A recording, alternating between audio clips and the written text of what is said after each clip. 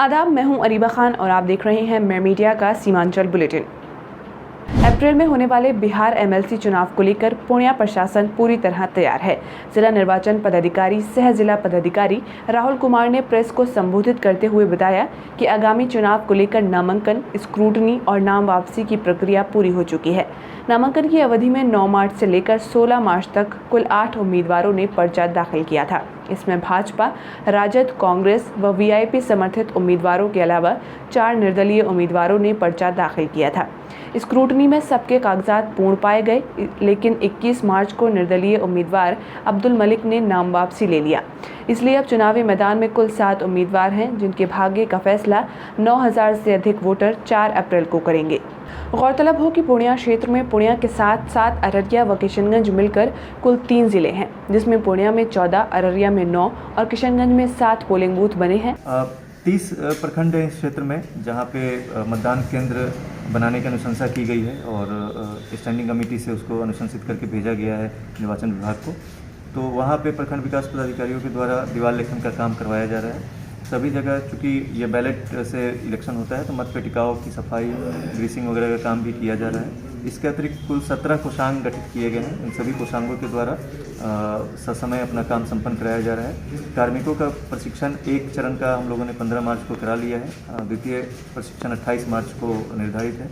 इसी प्रकार जितने भी कोषांग हैं वो अपने अपने हिसाब से जो मैंडेट है उस हिसाब से तैयारी कर रहे हैं।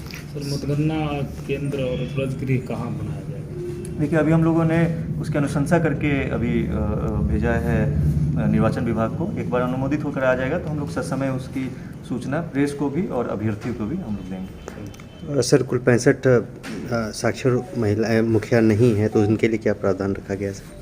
नहीं, केवल मुखिया नहीं, जो जितने भी वोटर्स हैं तीनों जिले के इस निर्वाचन क्षेत्र में 9319 वोटर में से 65 ऐसे वोटर हैं जो सत्यापित तौर पे जो साक्षर नहीं पाए गए हैं।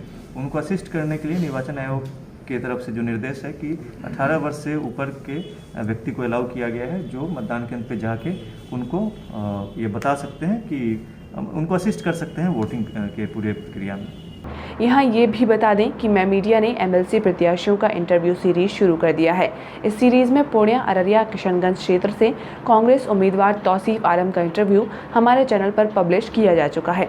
आने वाले दिनों में आप बाकी प्रत्याशियों का इंटरव्यू भी हमारे यूट्यूब चैनल और फेसबुक पेज पर देख सकते हैं। किशनगंज टाउन थाना क्षेत्र के पतलावा गाँव में रुखसार बेगम नाम की महिला की हत्या की गुत्थी पुलिस ने सुलझा लेने का दावा किया है। बताया जाता है कि महिला के देवर ने ही उसकी हत्या की थी। इस मामले में मृतका के भाई अहमद हुसैन की शिकायत पर पुलिस टाउन थाने में मामला दर्ज किया गया था। हत्या की गुत्थी सुलझा लेने के लिए एसडीपीओ अनवर जावेद के नेतृत्व में एसआईटी टीम का गठन किया गया था। एसआईटी ने मामले की जांच करते हुए मृतका के देवर आजम आलम को 20 मार्च को उसके घर से गिरफ्तार कर जेल भेज दिया, जबकि अन्य आरोपियों की गिरफ्तारी के लिए पुलिस छापेमारी कर रही है। डीएसपी हेडक्वार्टर ने कहा कि मृतका के भाई की शिकायत पर थाने में प्राथमिकी दर्ज की गई थी। पुलिस द्वारा अत्याधुनिक तकनीक का इस्तेमाल करते हुए आरोपी को गिरफ्तार कर लिया गया है और उसने पुलिस के समक्ष अपना जुर्म कबूल भी कर लिया है।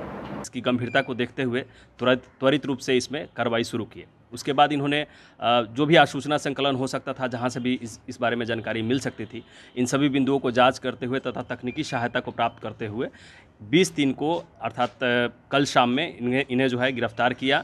गिरफ्तार करने के बाद इनसे जब पूछताछ की गई तो इन्होंने स्वीकार किया कि हाँ, इनकी संलिप्तता है और इनकी बयान के आधार पे, इनके बताने के अनुसार से हमने जो उस घटना में चाकू प्रयोग किया गया था उसे भी हमने बरामद किया है। इसके साथ साथ इसमें जो पीड़िता थी जिनकी मृत्यु हो चुकी है, उनका मोबाइल फ़ोन और ज्वेलरी भी हमने बरामद किया है और अन्य जो भी अभियुक्त हैं इसमें शामिल हैं उन सभी के लिए भी हम लोग निरंतर कार्रवाई कर रहे हैं और जल्द ही उन सभी को भी हम लोग गिरफ्तार कर लेंगे। पूर्णिया में लूट, छिनतई जैसी घटनाएं लगातार बढ़ती जा रही हैं। ताज़ा मामला सहायक खजांची थाना क्षेत्र के टैक्सी स्टैंड के पास का है, जहां बैंक से पैसे निकालकर लौट रहे दंपति से पैसे छीन लिए गए। नगर के चकला गांव के रहने वाले मोहम्मद नजरुल अपनी पत्नी के साथ स्टेट बैंक ऑफ इंडिया की मुख्य शाखा से 50,000 रुपए की निकासी कर लौट रहे थे। टैक्सी स्टैंड पहुंचते ही बाइक पर सवार 2 अपराधियों ने नजरुल की पत्नी के हाथ से पैसे से भरा झोला छीन लिया और फरार हो गए। नजरुल ने बताया कि उससे पहले वे कुछ समझ पाते, इससे पहले ही दोनों अपराधी टैक्सी स्टैंड से चित्रवानी रोड की तरफ भागे और आगे जाकर भट्टा की तरफ निकल गए। क्या हुआ आपके साथ? पैसा बैंक से लेकर के आ रहे थे, मेन रोड से जा रहे थे, इधर यही वाला रोड जो है टैक्सी स्टैंड वाला रोड से। जस्ट वो डीपीओ ऑफिस के आगे में वो मेरा पत्नी के हाथ से वो बैग छीन के सीधा भागते रह गया। किधर भागा वो सीधा भागा इधर जिला स्कूल वाला रोड पे से निकला, ऐसे होके फिर भट्टा की तरफ मुड़ गया। कौन बैंक से पैसा निकाले था? स्टेट SBI बैंक से। कितना पैसा निकाला? 50,000 रुपया था। कौन सा गाड़ी से वो लोग था? वो लोग गाड़ी था, उसके पास वो क्या बोलता है, कई लोग थे वो? हाँ कई लोग थे? 2 लोग थे, 2 लड़का है, यंग है दोनों, 20-22 साल एज है दोनों का। पीछा किया, नहीं पकड़ पाया? नहीं, उसका पीछा तो बहुत किए, वहाँ से यहाँ तक पीछा किए, उधर पहुँच गया वो। हाँ 50,000 रुपया था। कर्नाटक हाईकोर्ट के हिजाब पर दिए गए फैसले के खिलाफ पुणे शहरवासियों ने रैली व विरोध प्रदर्शन आयोजित किया। रैली में शामिल लोगों ने अरबिया कॉलेज से लेकर रजनी चौक होते हुए आरएनसा चौक तक जाकर डीएम को ज्ञापन सौंपा। इस रैली में सैकड़ों पुरुष तथा महिलाएं शामिल रहीं। रैली शामिल महिलाओं ने कर्नाटक हाईकोर्ट के फैसले पर अपना विरोध जताया। हम लोग यही मैसेज देना चाहते हैं कि जो हिजाब है वो हमारा हक है, हम किसी को छीनने नहीं दे सकते हैं, और या फिर हमारा हिजाब को कोई हमसे अलग करना चाहे तो हम ये बर्दाश्त नहीं करेंगे। इसके लिए हम नारा लगा रहे हैं या फिर हम लोग रैली निकाल रहे हैं।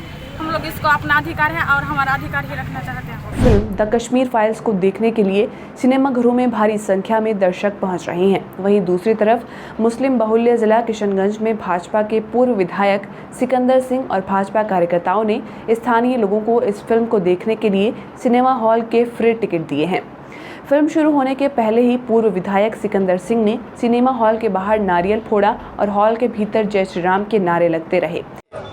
यह डर से नहीं चला रहा था। जब हमको गणेश झा बोला कि देखिए नहीं चलाना चाहते, हमसे बात कराओ, हमसे बात कराया तो एग्री किया। उसके बाद पटना वाला बोला कि इसको हम नहीं देंगे, इसलिए नहीं देंगे, इसको जब दे रहे थे तो इन्होंने कहा कि हम फिल्म आपका यहाँ नहीं चलाएंगे। जब पटना वाला को धोपे तो बोला ठीक है 200 हमरा चलावे, 200 दूसरे का चलावे, उसी शर्त पर इसको दिया गया है। एकदम देखना चाहिए, यहाँ के मुस्लिम भाइयों को भी देखना चाहिए कि जिस देश में हम लोग रहते हैं, हिंदुस्तान में रहते हैं, और हिंदुस्तान में जिस तरह से कश्मीर में एक समुदाय ब्राह्मण हिंदुओं पर जिस तरह से अत्याचार किया गया था, ये भी देखे और उसको भी आवाज़ उठाना चाहिए कि मुसलमानों को भी आवाज़ उठाना चाहिए कि यहाँ हम लोग भाईचारा से रहते हैं, किसी पर इस तरह से अत्याचार नहीं होना चाहिए। इसका पुनर्वास होगा 5 साल के अंदर में, फिर देखिएगा 2 साल के अंदर में सब पुनर्वास होने जा रहा है, उसको हर तरह का सुरक्षा दिया जाएगा। इंटरमीडिएट कॉमर्स की परीक्षा में बिहार टॉप करने वाली छात्रा तानिया शाह से मिलने उसके घर बिहार के डिप्टी सीएम तारकिशोर प्रसाद पहुंचे। तानिया 8 कटिहार के बैगन की छात्रा यूपीएस कॉलेज में पढ़ाई करती हैं। डिप्टी सीएम तारकिशोर प्रसाद ने छात्रों से मुलाकात करने के बाद कहा कि ये कटिहार के लिए गौरव की बात है कि कटिहार की छात्रा ने बिहार में अपना नाम रोशन किया है और उसके उज्जवल भविष्य की कामना करते हैं।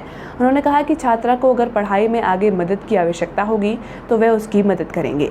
कटिहार मुफस्सिल थाना क्षेत्र के गड़बेली गांव में एक युवती ने धोखे से कीटनाशक दवा का सेवन कर लिया, जिससे उसकी हालत बिगड़ गई। घर वालों द्वारा उसे आनन फानन में कटिहार सदर अस्पताल लाया गया, जहां डॉक्टरों के प्रयास से उसकी जान बचा ली गई। बताया जाता है कि लड़की के पिता ने मखाने के खेत में कीटनाशक का छिड़काव किया था। उसके बाद बची हुई दवा बाल्टी में रखी हुई थी, जिसे उसने पानी समझकर पी लिया। इससे उसकी हालत बिगड़ गई। घर वालों को जैसे ही इसका पता चला, उन्होंने उसे आनन फानन में कटिहार सदर अस्पताल में भर्ती कराया, जहां डॉक्टरों के प्रयास से उसकी जान बचा ली गई। फिलहाल युवती का इलाज जारी है। आज के लिए इतना ही। सीमांचल की बड़ी खबरों को और विस्तार से पढ़ने के लिए आप हमारी वेबसाइट mymedia.in पर भी जा सकते हैं।